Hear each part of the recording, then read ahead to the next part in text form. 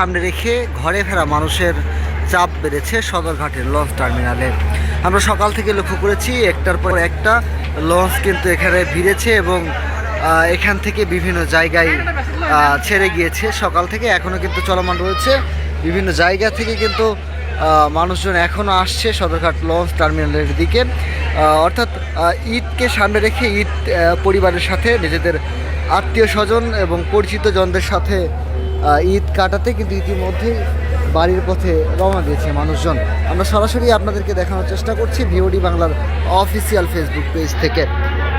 আপনারা জানেন যে রোজার শেষ দিকে চলে এসেছে এবং এরপরেই কিন্তু ঈদুল ফিতর অনুষ্ঠিত হতে যাচ্ছে এবং এই ঈদুল ফিতরকে সামনে রেখে ঢাকা চাঁদপুর, ঢাকা শরীয়তপুর, ঢাকা বরিশাল এবং ভোলা রুটে লঞ্চ যাত্রীদের চাপ বেড়েছে। আমরা সরাসরি দেখানোর চেষ্টা করছি আপনাদেরকে। বাড়ি ফেরার উদ্দেশ্যে কিন্তু ইতিমধ্যেই তারা রওনা দিয়েছে। আমরা লঞ্চ টার্মিনাল, বাস টার্মিনাল এবং রেল স্টেশনে কিন্তু গিয়েছি, আপনাদেরকে দেখানোর চেষ্টা করেছি। সেখানেও কিন্তু বাড়তি চাপ দেখা গিয়েছে। যাত্রী উপস্থিতি কেমন দেখছেন? কেমন আরো বাড়তে পারে কিনা? আগের চেয়ে আসলে লঞ্চের যাত্রী কি কমে গিয়েছে? এটা কমার কারণ কি? এই লঞ্চ কোথায় যায়?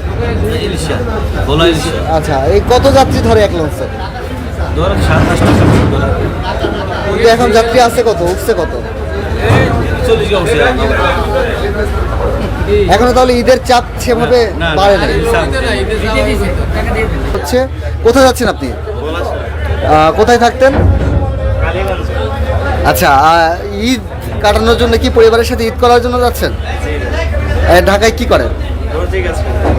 পরিবারের জন্য, পরিবারের কে কে আছে?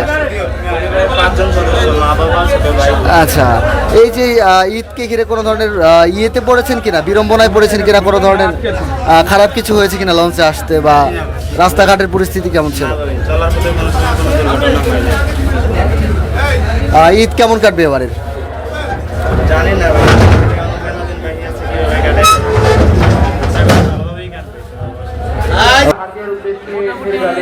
অন্য সময় এত যাত্রী থাকে না, আজকে মোটামুটি আছে, চাপ মোটামুটি আছে। আবার বিকেল নাগাদ কি যাত্রীর চাপ বাড়তে পারে কিনা? হ্যাঁ, আস্তে আস্তে যাত্রীর চাপ তো বাড়তেছে।